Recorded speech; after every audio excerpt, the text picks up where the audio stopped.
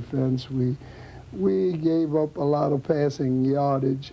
But you know how it is, like I told them, you know, the last two we lost, and we'd rather be happy winning, knowing we got to go back and work on the defense, than to have it happen the last 2 weeks. We had to go back and work on everything. So this is the thing. I think this week we'll do a lot of work with the interior, defensive interior, and the secondary, trying to handle the passing game. One other thing that I noticed this week, and that's Sean Burrows. Sean Burrows was on target a lot of times during this ball game as a young quarterback. Well, it isn't an excuse, but like I told you the last time, well, the last two times when we hadn't won, we were not able to run our complete offense. The wingback is an important person in our attack, and when we were concerned about Jake. He didn't want to admit he was sort of bruised. He wasn't bruised this week, and we turned him loose with the counters and the sweeps, and this opened up for Dean, and then Dean opens up for Butcher, and they all open up for Sean to throw the pass. We didn't pass as much, but he was right at about 200 yards. That's right. It was a good win over my alma mater. It was good to see Grambling State get back on the winning path, and it's going to be nice to see a win next week, Coach, and we'll come back and talk about that in a moment. Let's take a time out. We'll be back with more of the Eddie Robinson Show in a moment. Texas Southern, they face a 3rd and 8 here. Oliver gets an early baptism from a couple of Grambling State Tigers. Robert. Welcome back to the Eddie Robinson Show. Coach, we mentioned earlier how travel has really changed over the years. Tell me about some of those early methods you used to get to ball games. Well, you know, in the time when I came in 41, Grambling had a bus. It was a blue bus. They called it the Bluebird. And it had about 30, you could put about 31, 32 persons on the bus. And we'd load the bus up. Then we'd put chairs in the aisle. And then we put the togs in the back of the bus. And if there were some good football players who should have gone and we didn't have the seats, they could ride in the back of the bus on top of the tog.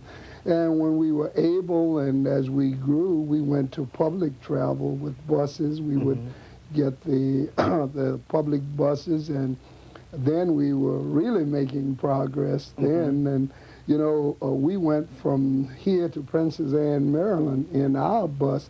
That was the only way we had to travel. And then we got the public buses, and we started traveling, and then comes in about 68, trips like New York. We started riding airplanes and that type of thing. But in the early time, we had our buses, but most of the other team who played us, they used the school buses, you know. Okay. Yeah, they the would high get school buses? Yeah, high school Those buses. yellow buses? Yeah, the yellow with buses? the straight Okay. seats. They would come, and then a school would purchase a bus. They had one here, but now with our program, we've been able to purchase buses. We had one, then we got two, and then we got two of the latest now. So we got a fleet of buses, and they're very comfortable, on the same style and built like the other top buses that you see, that you travel on. Yeah, they are comfortable. I had an opportunity to ride those buses last year quite a bit, and it is comfortable. And you got some big guys on those buses. But you know, Jay, when you tell the kids about this, they don't really know. They say, Coach, did you actually ride on the tog, or did you put chairs in the aisles? And you had to do that type of thing. We didn't want to rent the other school buses to go. Right. And what we would do, we would, and in the early years, we would buy food and stop along the road and eat. We were not eating in the fine eating places, nor were we staying in the fine hotel. At that particular time now, when we would play a school, we would go to Wiley and stay and would sleep in the gymnasium. They would put up beds. We'd sleep in the gymnasium, and then we would eat in their dining hall. The guarantees were small, and it wasn't until around late in the 60s when we started living off campus with our teams, and I think it must have been around the time that we started in about 68 or 65. You know, Coach, you've got some good kids on your team this year. One of the kids that's outstanding, he was outstanding last year too, by the way, but he's really back again this year. A stalwart on defense for you. That's Robert Pinckney. Yeah, he's very reliable. He's an outstanding athlete, and same thing is true as a student. Thing about him, he came as a walk-on. He came as a walk-on and earned a position on the team, and he didn't ask for a scholarship, but he earned it, and everybody knew he had earned it, and we just told him he was on scholarship. He is an excellent football player. He's real quick, and he's strong, and he's a silent leader. He doesn't do much talking, but he's sacking the quarterback and he's playing. For Texas Southern, they face a 3rd and 8 here. Oliver gets an early baptism from a couple of Grambling State Tigers. Robert Pinckney was one, number 74. It started with career day in high school when a bunch of recruits came down to my school in North Iberia Senior High, and they had a display, and I stopped by the table and just happened just to look at the things there, and going through my mind, I was wondering where would I go after high school, and Grambling seemed like a good decision, and the recruits they sold Grambling real well, and that what made my mind up right there. When I first came to Grambling, my goal was to graduate and just pursue after my degree. After playing football a while, I started to have dreams of NFL, and maybe I can pursue there, and if it's not there, then I can fall back onto my degree. Grambling cares about their students. It's not like other universities where they sit you out on your own and you have no one to turn back on. Grambling, they take care of you. You can always go talk to your counselors. They're always there for you. And as far as the team-wise, they stress education. It's just not play football, play football. It stresses the education. Go to class, wake up, go to class, do your work, get your studies in. You know, be eligible to play football. Coach Robinson is like a father away from home. He's a coach that you can go talk to all the time. He's always there. He makes you do the right things, makes you go to class, do your work, get your studying in, and then your football. Give all you have to football.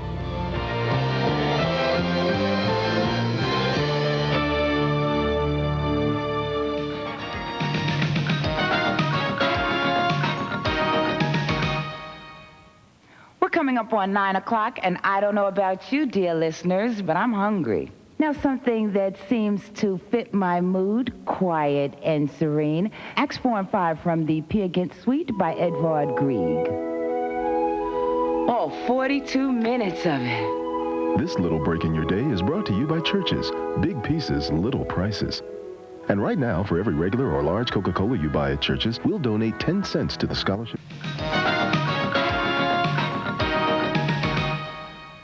Welcome back to the Eddie Robinson Show.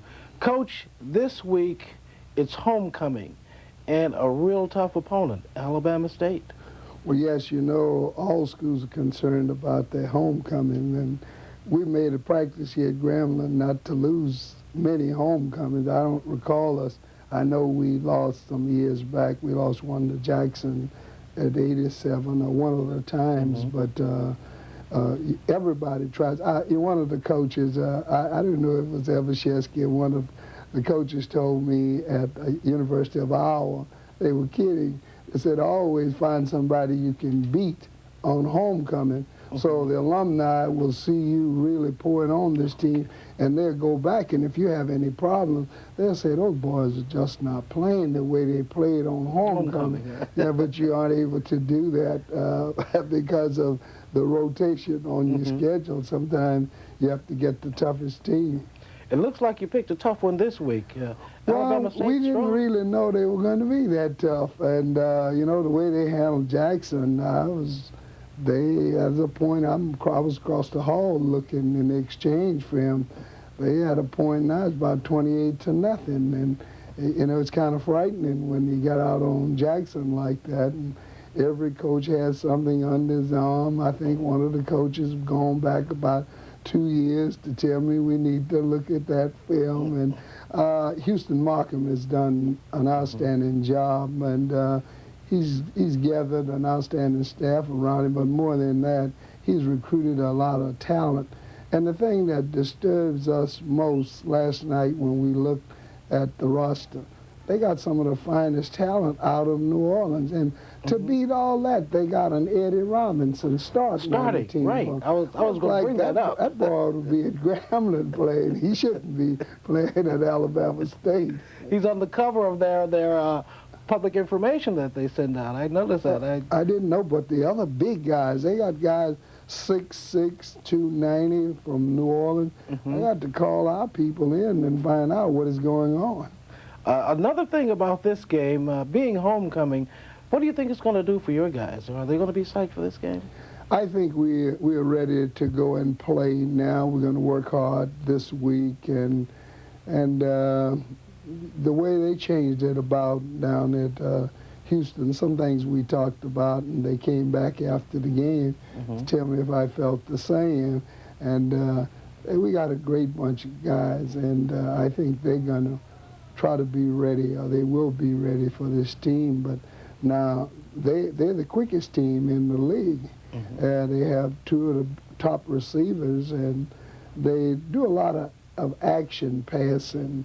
And with the kind of backs that they have, you have to respect the play action because he might have it. And then when you respect the play action and take care of that, you've given him a chance to get back, and you've given the receivers time to get further down the field. And they throw the long ball on the play action. And sooner or later, if you aren't careful, they'll get you. You know, there's one thing, Coach, you probably wouldn't talk about, but I will, and I'm going to mention it. That is the level of involvement that we get from our students and from the community around. We really need a lot of support for our kids to be motivated to go out here and play these tough games. I think so too, but you know, looking at the other ball game and coming through myself, this is an important part of your college days. You know, the football game, the Vesper, the class, all the activities, the student union building, whatever you do, you go through and be a part of. And I think we are leaders in loyalty. You know, you got to practice being loyal. You have to learn how to be loyal to something. Right. And they don't really understand we don't play the game for ourselves. We play for our student body. And like some of the other things, give you bragging rights if we can win them. Well, we're going to win this one. I hope you'll call and get your tickets at 274-2118. And we'll be back with more of the Eddie Robinson Show in a moment.